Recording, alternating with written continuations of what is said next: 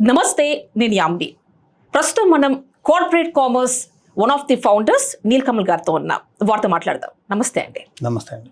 So మీరు practical knowledge అంటున్నారు, ఎలా ఉంటుంది?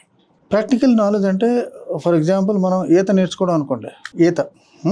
మీరు ఈత పుస్తకంలో నేర్చుకుంటే బాగుంటుందా, నదిలో నేర్చుకుంటే బాగుంటుందా, సముద్రంలో నేర్చుకుంటే బాగుంటుందా? ఆబ్వియస్లీ థియరిటికల్ నాలెడ్జ్ కంటే ప్రాక్టికల్ నాలెడ్జ్ ఇంపార్టెంట్. అలాగే వాణిజ్య విద్య, కామర్స్ స్టడీస్లో మీరు పుస్తకాలు నేర్పిస్తున్నప్పుడు ఆ పర్టికులర్ మీ చాప్టర్కి ప్రాక్టికల్స్ ఉన్నాయనుకోండి, అది కూడా కానీ మీరు అప్పుడే నేర్చుకున్నారనుకోండి, అది మీకు జీవితాంతం ఇంకోసారి నేర్చుకోక్కర్లేదు. ఒకటి, మీరు ఉద్యోగం చేస్తున్నప్పుడు కూడా మీకు అవే సినారియోస్ వస్తాయి. ఎందుకంటే ఇక్కడ మా కాలేజ్ స్పెషాలిటీ ఏంటంటే apart from regular lecturers, dean, principals, ఈ స్టాఫ్ తప్ప మాకు 216 చార్టర్డ్ అకౌంటెంట్స్ ఒక్కొక్క సబ్జెక్ట్లో ఒక్కొక్క టాపిక్ ఉంటుంది కదా, ఒక్కొక్క టాపిక్ ఒక చార్టర్డ్ అకౌంటెంట్ కూడా వచ్చి చెప్తారు.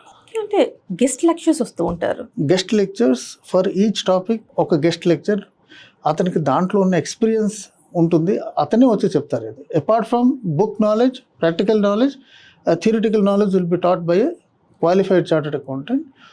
వాళ్ళకి ఆ సబ్జెక్ట్, ఆ టాపిక్లో మంచి గ్రిప్ ఉన్నదని వాళ్ళు చెప్తారనమాట.